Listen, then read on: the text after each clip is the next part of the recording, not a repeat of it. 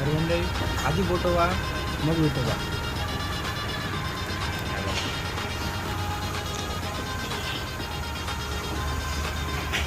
आता दाखवते तुमका दही अंडी. चला